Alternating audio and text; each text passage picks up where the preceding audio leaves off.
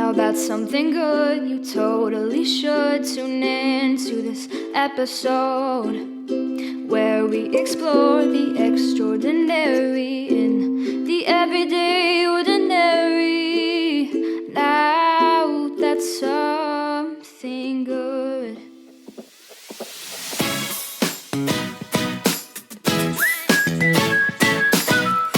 Welcome to this episode of Now That's Something Good, the podcast where we explore the extraordinary in the everyday ordinary. Now here's your host, Sarah Good. Hey friends, welcome back to the show. We are so glad that you are joining with us.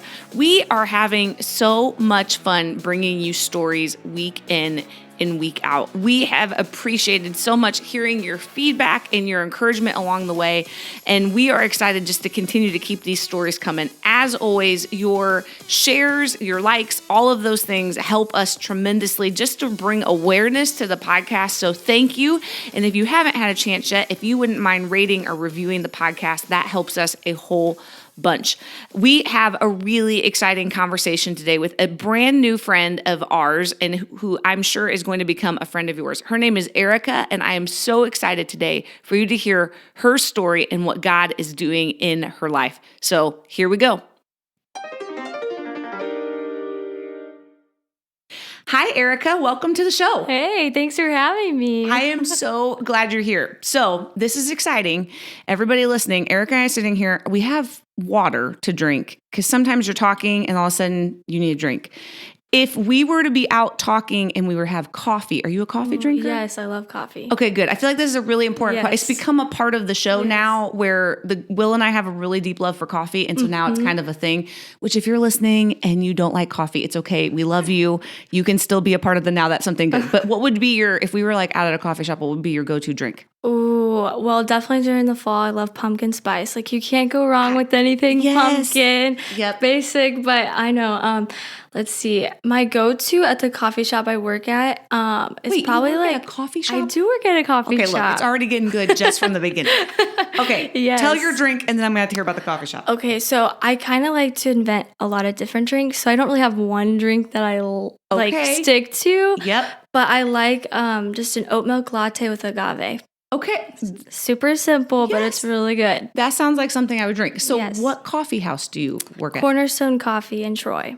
What? Yeah, I don't necessarily, I'm not full-time anymore. I just kind of like pick up shifts every now and Okay. then.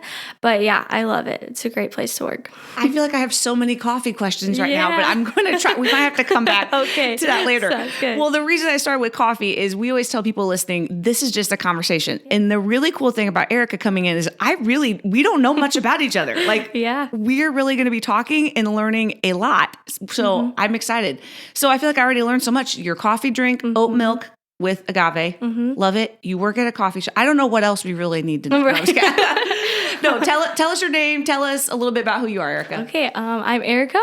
I am 20 years old. Okay. I graduated high school in 2019 after being homeschooled my whole life, Okay. which is great. I love being homeschooled. I was just telling my friends I will probably always identify as a homeschooler. Okay. I always come like, oh, it's because I'm homeschooled, even though I'm not homeschooled anymore.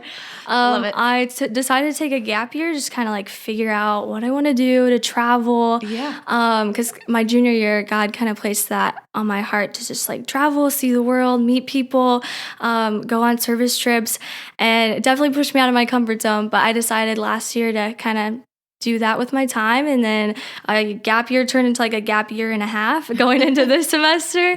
And so I'll be starting school in January at Moody Bible Institute. Really? Yeah. Okay. I know Moody Bible. Are you doing that online or are you actually going? No, I'll be going there. And where is this? It's in Chicago, like in the heart of Chicago. Okay. I knew that. Okay. Yes. That's exciting. Look, I already have so many questions. That's good. That's Okay, good. here we go. So let's back up to Okay. your gap year because, Yes. well, actually, I want to back way up. So do you currently live at home? Yes, I do. And then what was your upbringing being homeschooled? How many siblings do you have? So I have an older sister who's 4 years older than me. She's 24.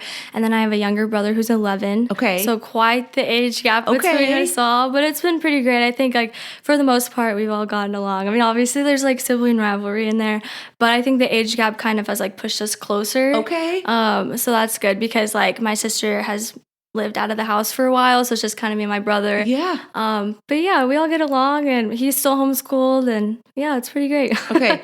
What is like one of your best homeschool memories? I'm sure you have like or stories or. Oh, that's hard.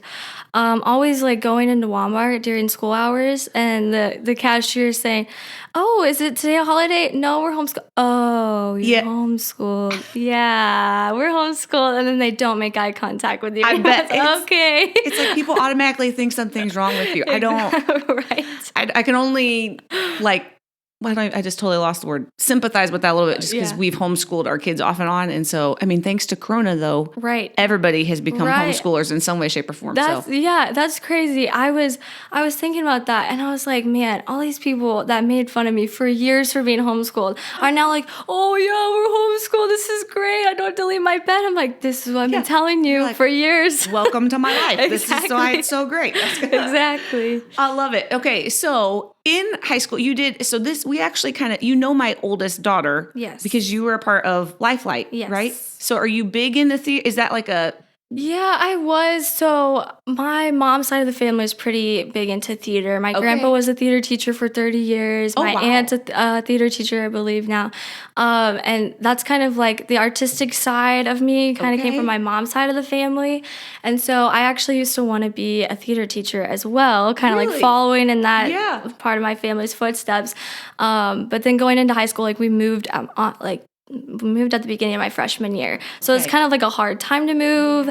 And so I didn't get involved in a lot. And so I kind of lost like that drive to want to do theater. And then in my junior year, I got into Lifelight, but it still was just kind of like, okay, it's like not really my thing. I mean, I still love it because I love being on stage and singing and performing, but definitely probably not something I want to like pursue as a career necessarily. And you were good. I didn't really know. I follow you on Instagram. And the other day you were singing there, playing and singing. Do you play piano? Yes, I sing. I love to sing. I don't know if I'm the best singer, but I definitely love it. And God's given me a heart for worship. And that's definitely something I want to pursue in the future. I used to play the violin. I'm kind of self-taught on the piano and guitar. So that's something like at the end of high school, I was like, you know what? This is what I want to do. I want to learn. Yeah. So I just kind of like pushed myself and I did it. And I'm a huge fan of that. Music is a big part of our world here in the Good family. And so, man, anytime you can learn something, anytime just learning anything new. And you can, YouTube, you can figure out how to do just about anything. Yeah. So I have to ask you, because you were playing and singing, and you did a very good job, by the way. Thank you. So, but you were singing a really old song. So like this is not scripted. This is like, so where, did that song, Grace Falls Down, right? Yes, Grace Flows Down. Grace Flows Down. Yes. Yep. That's an old. Yeah, I didn't know it was such an old song. Like, well, I guess not terribly old. It's like 2009. So is that as old? I think so. I think it's older than that because this is how I know. I sang it in high school and it would have been before 2009. I think it's like really late 1990s or early 2000 because it was Passion. Okay. The Passion band? Yes. They did the conferences and that Christine Knuckles, I don't know if you know, she was a part of Passion way early on, and she sang that song. We're going to have to Google search this later because now inquiring minds want to know. Yeah, well, I heard it for the first time at, I was at Matthias Lot Church. Okay, yeah. And the girls sing it, and I was just like, it just really spoke to me, and it was so powerful. And so I went home, and I was trying to look it up, trying to see if I could learn it on the piano. Yeah. And I found it on Spotify, and I was like, wow, this is like a fairly old song. Yeah. And it's a beautiful song. I love the lyrics to it, and it just is like one of those that you just sing. I feel like it's a true worship song. You know, you're just asking God, for grace to flow down. And I love it. It's kind of based off of Amazing Grace, the hymn. They use some of those words interchangeably. Yes. We'll make sure to link it so you all can hear the song we're talking about. But that's why I partly stopped because of the song, partly because you were doing such a great job playing and singing. I was like, this is great. This song, like I said, it brought back memories because I sang it a really long time ago. That's awesome. It's a great song. Mm-hmm. Okay, Erika, let's talk about this gap year. Okay. Because when I met you, do you want to tell people how we met? How do we even get connected? Through Fearless. Yes. Fearless Women. Yeah. Yes. We got to be a part of a panel, right? Yes. Sharing. Which was great. And I kind of knew who you were because of Lily. So I knew you were Lily's mom. Okay. Kind of put that connection. Yep. And I had listened to you speak at a Fearless event. Okay. That like way back last fall, I was interning with Christy and Andrea. Yeah. And Yep, so okay, I kind of remember like that. doing like the more tech side of everything. Yes. And so I was shadowing her through that event. I think you were speaking at it. Okay, But yep. then, we really got connected through this panel that we were on, which was awesome. And I feel like I really connected too because we were both like, I don't really know what we're doing here, but we're just kind of here. Long for the ride. Yeah. Well, it was great. And I loved just hearing you talk then and was like, I've got to get Erika on the podcast. It's going to be awesome. I think there's so much that we can be encouraged. So as you were telling us then, you took a gap year and you just said that. Tell us about the gap year. Tell us a little more about what did that look like and what did you do? Yeah. So initially, the gap year wasn't a planned thing. Okay. I didn't necessarily want to do that. Okay. Like I said at the beginning, like my junior year, God kind of was like, you're going to do overseas work, like overseas missions. And I was like, no, I'm not going to do that. And he was like, okay, bet. Like, that's exactly what you're going to do, but you can just tell yourself that you're not going to. And so like the rest of high school was just like God putting different people in my life and just confirming things. And I just knew, oh, yep, that's God telling me this. Yeah.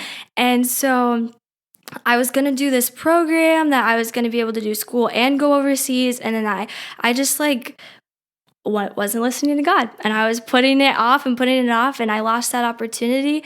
And then I had the opportunity to go to Uganda for 10 days. And that's been like my all-time like favorite place for a while, my dream to go. And so when God put that opportunity, I was like, okay, I have to do this. But it was going to be like at the first couple weeks of school. Okay. And so I was like, well, I don't really want to start college and then like start college late. I didn't want to go in 3 weeks into the first semester.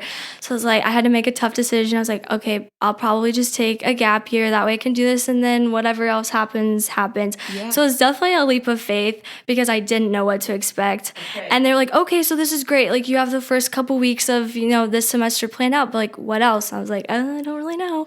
And so I went to Uganda and it was so beautiful. Wow. Like God just spoke to me in so many ways and was like, this is exactly what you're going to do. And it was so scary because all my life I've been a planner. Like I have to control everything. I have to know what's right in front of me. And when you're in that kind of work, like you don't know what's going to happen. Right. Like every day is a different day. And along with, I guess, with everybody, it's like that. But specifically this line of work, when you're living overseas and doing service, every day is a different day, and you just kind of have to go with the flow and have faith and trust that God's got you. And so I went and I just came back and I was so on fire. I was like, this is what I need to do. I don't know how I'm going to get back over there, but I'm going to do it. So, okay, hold on just a second. So Uganda was that in January? It was in August. Okay, so no, it's okay. I'm just trying to keep us on. Yes. I'm trying to picture all this. Okay, so that was last August. Last August. Okay. And so I came home and I was just like, okay, I don't really know what's next, but I'm just going to go with it. Yeah. And so I got to take I just went overseas again with my dad and my sister. We went to the UK, which was awesome, but it wasn't for it was just for tourist stuff. Yeah. So that was really awesome. I got to spend time with them. And then it was way back in the last summer. So before I even started my gap year, I knew I wanted to go overseas for longer than just this Uganda trip, but I didn't know how that was going to happen.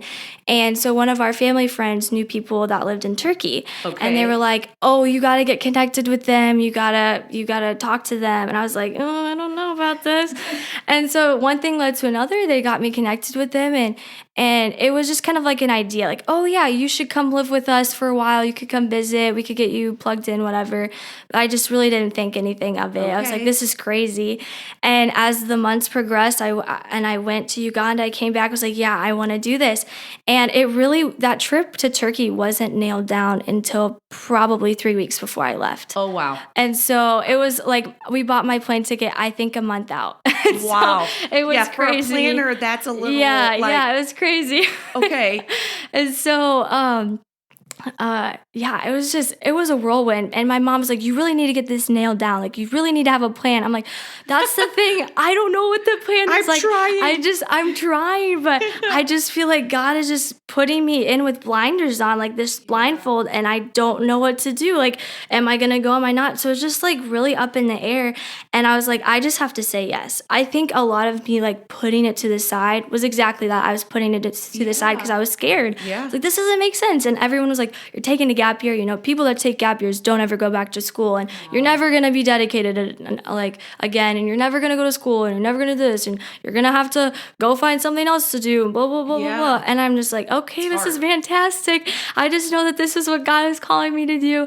But that is like so discouraging to be in a place where you know God's calling you to do something, but everyone around you is telling you, no, that doesn't make sense. And so I was like, well, I know it doesn't make sense, but I'm just going to say yes. And so I talked to the people in Turkey, and I was like, all right, let's do this. And so they got everything nailed down.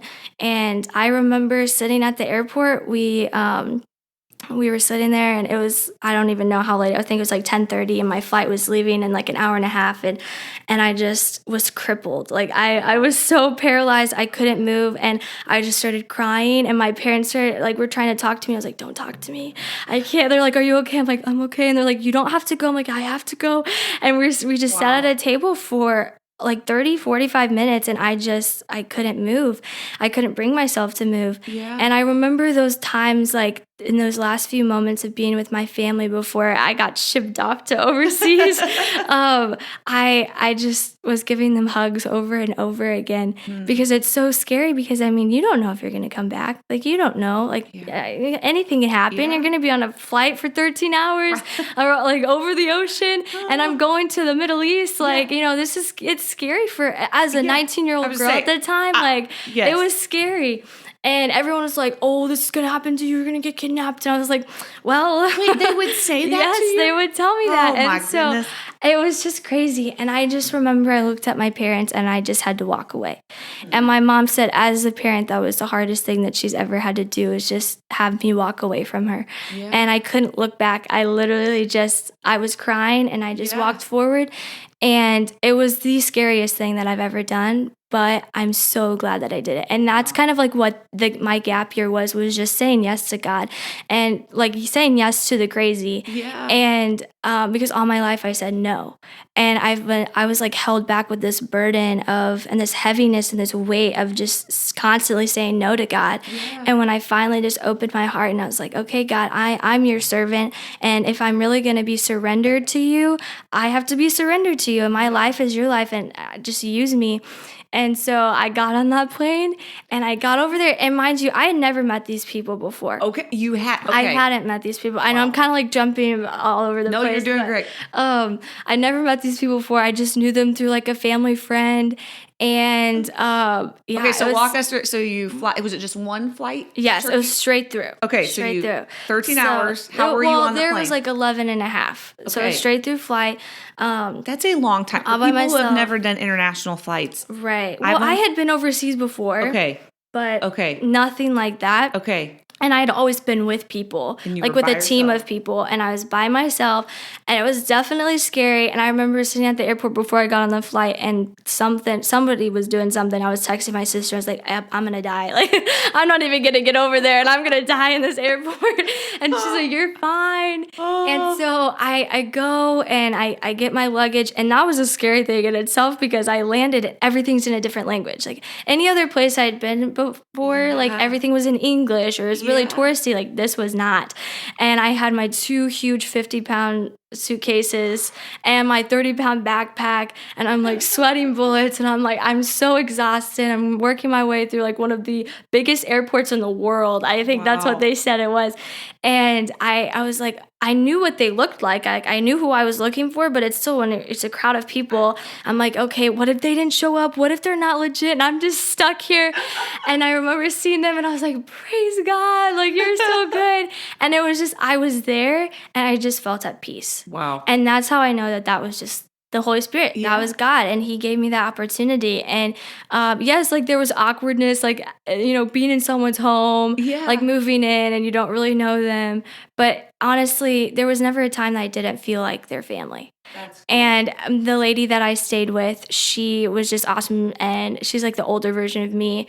And so it was just like a mother-daughter relationship. Wow. And that was so great. And I learned so many lessons like through that. Like, just saying yes to God is so awesome, and it's so rewarding. And He pushes you in ways that, like, you don't think that you could be pushed or Yeah. and even things like I never wanted to travel, and like people that know me now, like they're like, yeah, Erika wants to travel, like she's like the wanderlust person of the group, you know.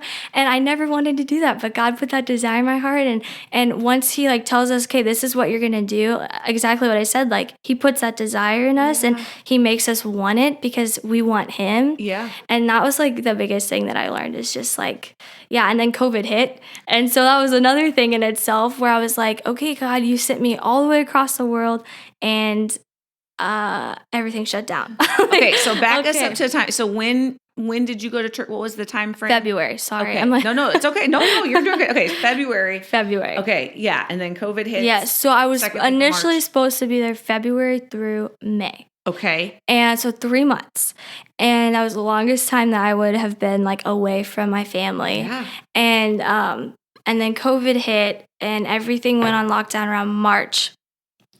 And there was a time in March where they were like, okay, well, flights are starting to close, borders are starting to close. If you stay here, then you could potentially be here until the middle of June or late August. And I was like, oh, this is great. How did you make that decision? Walk us through, because that's a big deal, knowing I'm supposed to be going home, I'm over here. What do I do? And like the rest of the world, right? Information was constantly changing. Exactly. It was hard to know exactly how severe or what we need to do. How did you make the decision to stay? Yeah. And then what did your parents think about that? I feel like I need two sides of that. Yeah, no. That's a big part. My parents played a key role in that. It was honestly the hardest point of my trip, because it was like I was starting to get comfortable with everybody, starting to get kind of like a routine down. And then when they said that, I was like, I wasn't just thinking about me and my family. I was thinking about them. Like I'm in someone else's home and they've planned for me to be here until May, but now I might be here until August. And but I remember having a conversation with them and I was just so stressed out and so anxious about it. And they were like, we want you here. Like, we want you to stay until August. And if this is like, if God puts you here until then, like we want you to know that we want you here, but no pressure. Like if you need to go home, you need to go home, but we want you here and we love having you here. So that made the decision easier to stay. But there was a time, and I shared this whenever we were on the panel, was I was trying to make this decision. I was trying to keep it to myself and not stress my mom about it. And my dad was actually having heart surgery. And so that was like a stressful time in itself, because I had I was all the way across the world. I was like, okay, well, that's something really serious. And if something happened, like all the flights are canceled. Right. I can't get home. And the day after my dad had surgery, my sister went into emergency surgery for something.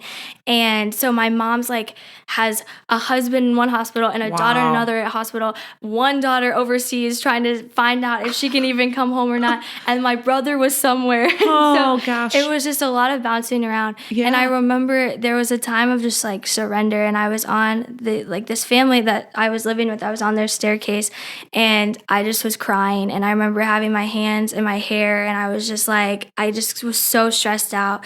And I was like, God, I'm so angry. I was almost angry at God, because why did you put me in this situation? I have no control. And he was like, in a time where everyone's uncertain, you're very uncertain. Because there's all these things that you can't control, Erika, but I'm in control and I'm certain of this. And you need to have faith and you need to trust that I have everything under control. And you can't make your mom feel better. You can't make your dad feel better. You can't make your sister feel better. Only I can make them feel better. Only I can make you feel better. I'm the peace in this crazy storm, and you need to let me take control, because you cannot control it no matter how hard you try. No matter if you got on a plane right now to St. Louis, which couldn't happen anyway. You can't control this. And it was just this weight was lifted off my shoulder, and I knew I needed to stay. Somehow through that, I just knew I needed to stay. And that was a whirlwind, and I'm so thankful that I did. I ended up having to stay an extra month. And again, there was stresses in that, but it was just saying yes and being along for the ride. And yeah, I definitely learned a lot, and God is so good. It sounds like it. I want to come back because you said something when you were trying to make the decision and you to go and you were hearing from God and you felt like God was calling you to do something and you said no one else seemed to be on board basically with that. I know that there's probably somebody listening who's struggling in the same way, like knowing, hey, God's called me to do something. Maybe it's not to go overseas. Maybe it's just to start something new or take this new job or quit a job or whatever it might be like. And it's hard when we feel like God is calling us to do something, but we don't feel like everybody else is believing us. What kind of encouragement would you give to somebody that's in the same spot, same situation? Yeah. So something that one of my friend's moms shared with me whenever I was deciding whether or not to take a gap year. Yeah. I was just like, I am so anxious about this. And I feel like I should start school because everyone's telling me to, but I have no idea what I would start school. Like, don't know where I would go. I don't know what I would major in. And she just looked at me with so much grace in her eyes. And she was like, Erika, you don't have to start school right now. You don't have to listen to what everybody else is doing. You know, whenever, like, the major that I was going to stick with, I wouldn't have used, whenever I was your age. Yeah. And you have so much of the world ahead of you. Like, okay, I'm going to back up a little bit. Sorry. No, it's okay. I'm kind of like, all these thoughts are rolling through my head. No, it's good. But like, all of her words just kind of like sank in. She's like, their journey is not your journey. And your journey is your journey. And you need to listen to God. And one of the things that this lady that I watched her kids in Turkey. And I love her so much. I miss her. I gained so much wisdom through her. But she told me, she goes, one thing that I heard when I was your age was you are right on time. And I was like, oh, that's some good stuff right there. Yeah. Because I watched as I was going through this time of taking a gap year, not going to school. My friends were getting engaged, getting married, having kids, going to school. Like, and I was over here like, I'm going to Turkey. Yeah. Like, that's hard. That's hard. It's crazy. And hearing those words, you're right on time. And something that I would tell anyone who's listening is you're right on schedule to the path that God has put you on.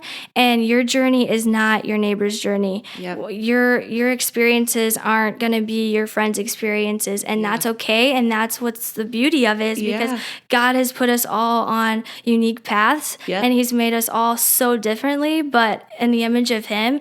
And that's something like a thought that's been in my head a lot is that just shows how powerful God is yes, we're all made in the image of him, but we're all so different. And why do we spend so much time comparing ourselves to other people when we're so amazing? Like that's the uniqueness that God has put in our lives and the individuality.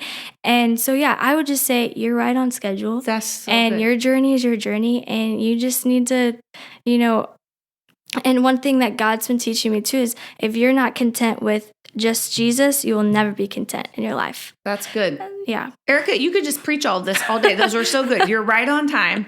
And I think you're so right. Like we lose so much time. And I think sometimes we miss out on so much of what God has uniquely for us because like I said, we're so busy looking around us instead of just looking up. And it's hard. We know it's way easier to say, hey, just look at Jesus, keep your eyes on him than it is to practically do that because it is hard when your parents or family or people close in are like, hey, they don't get it.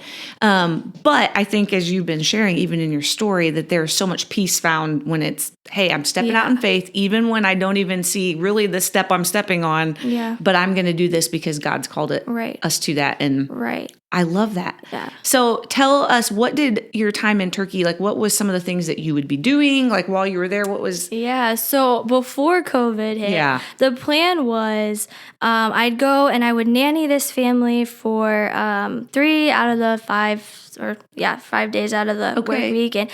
And then I would go to an international school. Okay. This school was really cool. It was an elementary school, middle school, and high school all put together. Oh, wow. With kids from all around the world. It was awesome. I loved it. And so I was going to be going there 1 or 2 days. I ended up going a lot more just because of like COVID and different things got rescheduled. And And so So I was going to be doing that on the elementary floor because I want to pursue elementary education. Okay. Hopefully ESL, so teaching English as a second language. So I kind of shadowed the teacher, just kind of helped on whatever I needed to do. Yeah. But then COVID hit and like the school shut down. I was supposed to be volunteering with refugees, but then Okay. again, that got canceled because nobody wanted us in their homes Yeah, because it's just yeah. a scary time, an unknown time. And so what it kind of ended up looking like was I was just a big sister to these two families I was with. Okay. And they just kind of turned into my family. And we were really forced to, get along and to get to know each other. And which I'm so thankful for because before I was just like constantly we were go, go, go, go, go. And we Yeah. didn't get a lot of sit down time together. And so whenever COVID hit and we were on true lockdown, I truly believe like God had that plan for a reason because I was able to grow in so much wisdom and knowledge through that experience, just like having more sit down time to talk to them and to grow my relationships with the kids. We played Just Dance a lot. Our goal was to do all the songs golds. So we got most of them done and then they finished it when I left. But that's what we did. And so it was just super, like God has a plan for everything and it all worked out. And, but yeah, it just looked like me being a big sister and then being my siblings, and I kept them and tried to keep them entertained so that their parents could stay sane. And, yeah, it was awesome. That's so cool. Tell us, just because it's so interesting with COVID time, what did lockdown there really, I mean, like, was it very similar to No, I would say it was completely different. Okay, tell us about that. So whenever I say we were in quarantine, we were on lockdown, like we were legit on lockdown. Okay. So what it kind of looked like was if you were under 20 or over 65, you could not leave your house. Wow. Or your apartment building. And so most people actually live in apartments. They don't live in houses. Okay. The two families I was with lived in houses. So we had like a yard, like a fenced or a gated yard. Okay. It was small, but it was a nice size. It was perfect for what we needed. But most people lived in apartments and like you couldn't leave your building. You couldn't even leave your apartment, like your door. Yeah. And if you were in that age range where you could leave, like everything was restricted still. Like you had to wear masks everywhere. There was limited hours. Then they started a thing towards the end where it was like Thursday to Sunday or Friday to Sunday. It all just depended. Everything shut down and nobody could leave their houses or apartments. Grocery stores were closed. Like the only things that were closed or open were vets and hospitals and bakeries because it's a very bread oriented country. Have bakery bread. Right, gotta have your dough for in the morning to make your bread. But yeah, everything was shut down and people would get fined. And they had a friend who they lived in an apartment building. They didn't have a patio or anything. And those kids didn't leave, like they didn't get to go outside for 58 days. Wow. Oh my goodness. And so whenever I would hear people at home, like back home, be like, oh yeah, I'm in quarantine. And they'd send pictures or post pictures like in Target with masks on. I'm like, you are not in quarantine. Yeah, you're like, I don't know what quarantine, that's a different kind of quarantine. Like you're ordering food every day, like going outside. I'm like, you don't even know what lockdown is. Like it just really showed me to be appreciative for what I had. Yeah. And to just like, I mean, there was definitely a time where I got super mad at people back home because I was like, if you only knew what it was like in other countries. Right. Like, but yeah, it was completely different. But I mean, it wasn't the worst thing that could have happened. I mean, it's pretty bad. Right. But it could have been worse. Well, good perspective. That's a great perspective on it. Yeah. So you came back home, and then what is life looking like right now for you? Yeah, I came back home and I kind of just been doing a whole lot of nothing, honestly. Yeah. I've been working some at the coffee shop. Yeah. I think something that God's been telling me to do in these months leading up to me going to school is just serving as many people as possible. Yeah. And putting myself in situations where I necessarily wouldn't want to be put in, just like, but saying yes to things and being very intentional with my time, even though I necessarily don't have a job, which I actually start my new job I feel tomorrow or like Tuesday. I started Target. I'm excited about that. I think that's so fun. I told you the other day when you told me that, I'm like, I would never make any money though. I would spend all my money on fall things. I'm kind of scared, not gonna lie. You can do it. Save with your the money. discount too. So, but yeah, I like to write. So I've been trying to write more, just spending time in the Word. just being intentional, which is definitely something I've failed at a lot because, I mean, you're home all day, so it's like really nice to stay up late and then sleep in. Totally. But yeah, just like going on adventures with friends and saying yes to things. And again, just being intentional with my time, spending time with family, which I fail at that too, spending time with family because I'm always on the go. Yeah. But so I want to hear about this writing. What is that? What? Yeah, so I have a blog. What? So I had a blog a while ago, but Okay. then like it just wasn't set up very well. And so my friend she kind of designed a new one for me.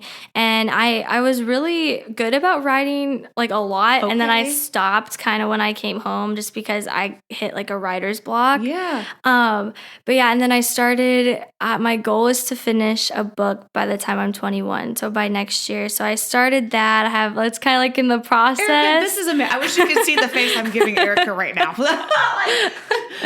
I'm 37 and have not ever, nothing close to that. Yeah, no, I really like to write. And again, that's like the artistic side of me. It's yeah. just, I like to write things, and whether it's good or not, I don't really know. Well, but you know what? That's the thing with creativity is... yeah. You know what? God gets to be the judge of it. If we're doing it to bring him glory and using the creativity that he put in each and every one of us, there's always going to be critics. But you know what? Right. If that's the only reason you do stuff, then we would none of us will ever do stuff, which is why a lot of us don't, because sometimes those voices are really loud. So can all of our friends on listening right now find your blog? Is that something? What's your blog? I'm trying to think because I gave someone my old blog the other day, and I was really embarrassed. Like, oh wait, that's my old one. So I believe it's a little bit of spunk at WordPress.com. Little bit of spunk. Little bit of WordPress. spunk. And we can verify that, and we'll put it in the show Yes. notes so people can find it. But Yes. little bit of spunk. Okay, and then you're writing a book. Can you tell us anything about that? Is it top secret? Is there is it a fiction, nonfiction? I don't really, it's just kind of like stories, from my life and things that I've learned in the last 20 years because, learned so much in 20 years. You know what? Don't let anybody look, there's that verse that says, don't let anybody look down on you because you're young and set the way. And that's so true because I think there's so much that all of us that are older than you can learn from listening to people younger than us. Yeah. So I've already learned a lot from our conversation. Oh my goodness. It's so good. Yeah, so I'm excited. I mean, not many people know that, but I'm not I don't hide it. Like people ask me, because then it's like once you tell people you're doing something, you actually have to do it and follow through because they're like, so how's that going? Oh, it's going great. But my goal is to have half of it done while I was overseas, and then not just I would write something and then I would just erase it all. I think I got 3 chapters in and I just erased it all because God just gave me a different vision. But I'm a very spazzy person, and so I have a million thoughts all in one head, as you probably established Erica, that. But I overthink everything, I overanalyze everything, and I just have so many ideas, but it's really hard for me to implement them and not overwhelm myself. And so that's kind of just the idea that I have behind writing this book is just things that God has put on my heart to do, and how I've either failed at them, but then also taking that failure, taking it to the Lord, and how he's redeemed that, and then how I just handle being having 1,000 thoughts in my head all at once, and the lessons that God has taught me and just different stories. So yeah, that's kind of the idea behind it. I can resonate with that because I often have 1,000 thoughts in my head at one time. So I'm tracking with you. Great. I don't know if everybody is. You're doing an awesome job. So Erica, I want to ask you, so you've talked several times about just hearing God. And so I think it's so important because I feel like God he's always speaking to us. And I think a lot of times we do think it's supposed to be this audible voice, or sometimes we're just going to know. And so I'm always really intrigued, when you talk about hearing God, how do you hear from God for you? How does he speak to you in your life? Yeah, so one story that pops into my head, I might start crying. Oh no, okay, that's all right. I got tissues. It's but okay. It was back in my senior year of high school. I was doing a Spanish class with this awesome lady at our church we met through our church, and it's the Spanish class started with a few of us, and then everybody kind of dropped out, and then it was just me. So it's kind of a private tutor more Nice. to say.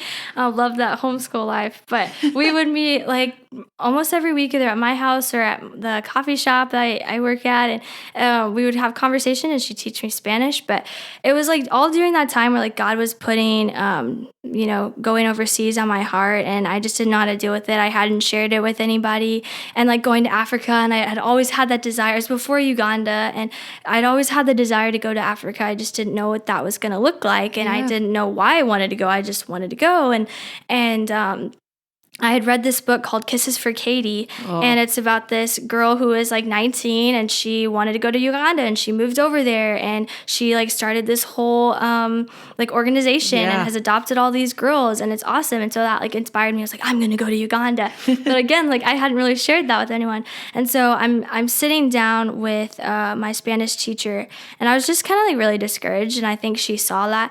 And at the time, I wanted to go into psychology to be a Christian counselor at a high school, like at a Christian high school. Yeah. And that's the kind of like, that's where I wanted to go with like a music minor. And somehow I was trusting that God would like put those two things together. Yeah. And I just remember sitting there with her, and I was like, I just don't see myself doing that. Like, I don't see myself being behind a desk all day. Like, that's a great job, but like, I just don't know if that's for me. I feel like I can help people in that way, but like not doing that. Yeah. And because at the time I was working for a counselor, and I would like as a secretary, and it was just so much paperwork. I was like, I cannot do this for the rest of my life. Like, I respect the people that like can do that, but I cannot do that. And she just looked at me, and she put her book down, and she sat back in her chair, and she was like, Erika, you are not a desk person. And I was like, you're so right. And and she was like, I see you in Africa. And I was like, what? That's crazy. And she was like, I see you in Africa with a bunch of little African babies, ministering to them and spreading the love of God. And that's what I see you doing.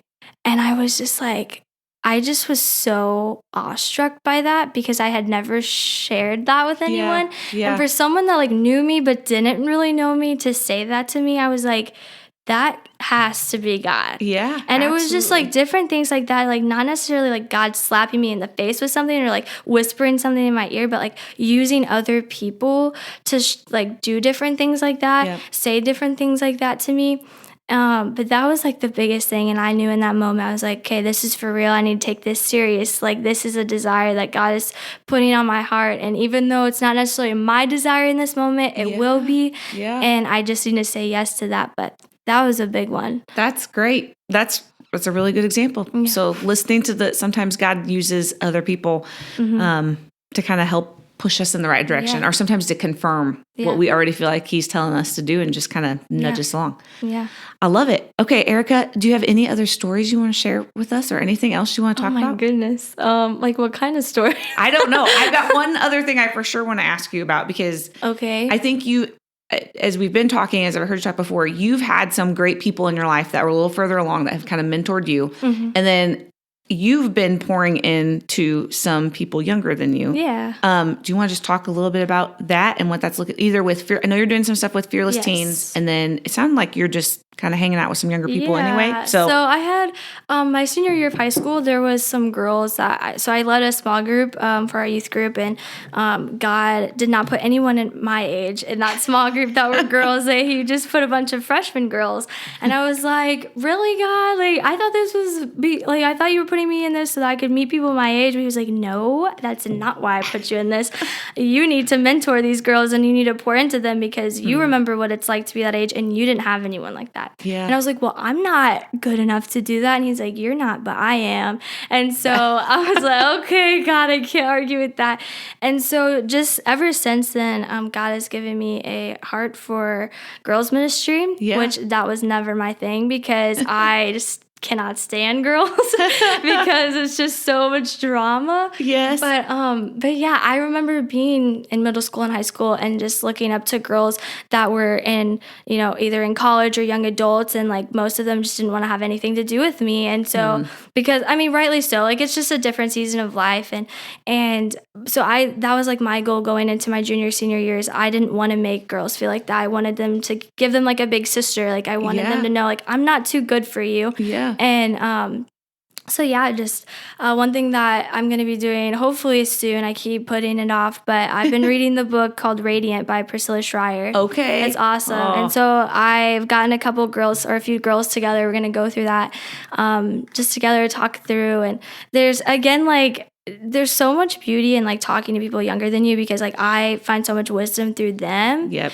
And they're like, what? And I'm like, yes, like you have so much wisdom to give. And that's why I like hanging out with you guys and seeing what you have to say, because God's speaking to you in ways that he's not speaking to me. Yeah. And that's why it's good to have community. But yeah, that's definitely a heart that God's given me, is like girls ministry and mentoring to younger girls. And although I fail at it a lot, because again, I have all these ideas and then like implementing them is like really hard for me. But yeah, Fearless Teens, I'm super excited. We have some awesome stuff in store that's coming up in the next couple of months. I'm really excited about it. So that's awesome. Yeah. Well, I think anytime any of us listening, sometimes we think it has to be this formal plan to like mentor someone. And it's really like you said, just it was your teacher that you were randomly talking to. And then the lady, you were living in her house, but you just never know how God's going to use you to say something at just the right time. And so us just continuing being available for whatever that is, that's mentorship. I mean, it's just saying the right thing at the right time. And you never know how God's going to use that, which is awesome and scary all at the same time. No. Well, and I think one more thing is like a lot of people think to be a mentor, like you have to be a mentor has to be like someone like way off, way older than you, whatever. But like that's not the case. Like to teach someone, they say this like in tutoring, you just have to be one step ahead of someone. And so like there's things that someone who's 15 is more mature in their walk with God, or like more mature in life than I am, and so I can learn from them. They're a step ahead in that area of their life.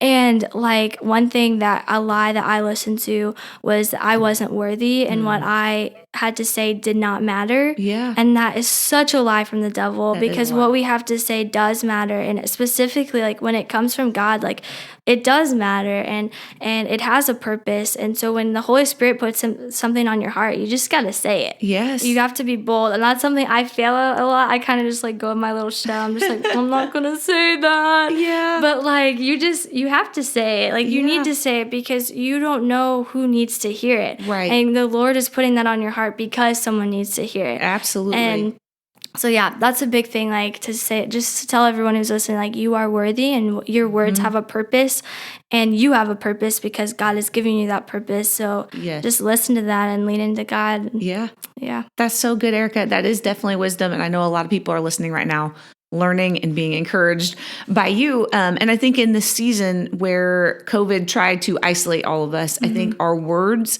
are even more important. And in a time that's just filled with a lot of things across the board, us choosing to use words for life and to build other people up is just huge. And God can use that in so many amazing ways. Yeah. So, okay, Erika. So the show is called Now That's Something Good.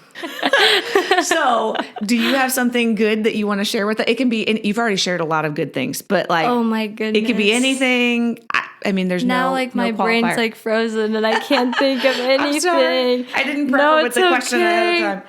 I'm trying to think. I mean, or a good story to share. It really, literally can be. I don't know. I'm trying a product to think. You like a product. I don't know. A song. Oh my good. goodness! I'm trying to think. That's all right. One thing about me is like one of my really good friends has told me, like, she's like, you just say the weirdest stories. Like they don't even have anything to do with things. But I've noticed that like I'll just like tell these random stories of like, oh, one time this happened, and then everybody like looks at me. I'm like, oh, that didn't make sense. That didn't go with what we were talking about. I thought it went with what we were talking about. I love it. Do you have a random story you want to share? I mean, we kind of talked about like the most embarrassing thing. Oh yeah, I feel like go back. I feel like we gotta be real about that. I feel like I should share this story. So I was at a baseball field in Hawk Point, Missouri. I always tell it like it was in Moscow, but it was in Hawk Point, Missouri. And I have no idea watched, where that's at. I'd Hawk way okay, out. I know. Okay, way out there. And so I was at the baseball field, and I walked in with some of my guy friends, and I watched them go into the bathroom. And so I don't know, like some in my head that just like associated that door is the bathroom because I watched them go in. So we sit down, and I'm like watching them all play baseball. And I got up because I had to go to the bathroom, obviously. And I like walked in the door. This has literally nothing to do with what I'm talking about, but It's good. I walked in the door and I was like, this does not look right. Like, this is not a women's bathroom. But my first instinct was not to turn around and leave. Like, it was just like, I was just so confused because like, there's urinals in here. Like, maybe it's like a gender neutral bathroom. Oh no. And so then it was like, it all clicked in my head. Like 10 seconds later, I walked in the wrong restroom. So what did you do? I turned around. And luckily nobody was in there. I turned around, closed the door, and I was like, wow, that just happened. And this old man who worked at the baseball field looks at me and was like, so what kind of trouble are you causing in there? And I was like, oh, no, sir. I promise I just walked in the wrong restroom. Honest mistake. And he was like, okay, you're just trying to cause trouble. Oh, no, sir. No, sir. That's great. So, yeah. Okay, that definitely is a good embarrassing moment. I don't think I had told her before we hit record, I was like, well, we could just always, if I run out of things to talk about, I'll just ask you for your most embarrassing moment. Goodness. So yeah, that's good. Yeah. I mean, I don't know if you would call that a good story. No, I but mean, that's somebody asked me that because I asked someone like, what's the most embarrassing thing? They couldn't think of anything. They asked me, and I was like, well, my whole life is just embarrassing. Like, I'm just an awkward person, and I embarrass myself. And so trying to think of the most embarrassing thing is really hard. But yeah, learning to laugh about it. Yeah. Right now is something good. And I have not experienced you to be awkward at all. Okay, that's good. That's good. You've done great. That's good. Yeah. There's your something good. Yeah. Well, Erika, thank you so much for coming on our show and sharing. Me. Man, what an incredible episode. I love having Erika here. She shared so many incredible reminders. And so I just want to circle back around. When we hit recording, Will came over and was like, hey, I think we need to have Erika pray. And so just a moment, you're going to hear Erika pray over you. But we wanted to stop. Today, if you're feeling like, hey, I've got nothing to say. I've got nothing I can offer. Or maybe you're feeling like God's calling you to something and you're afraid to step out into that. We just want to encourage you. God has gifted you right where you're at. Erika talked about that. You were created for a purpose. We believe that here on the show, that God has a unique purpose for your life. He does not create mistakes, and He has given you an incredible gift set. And you can use your word. He can use your words. He can use your giftedness and whatever that looks like.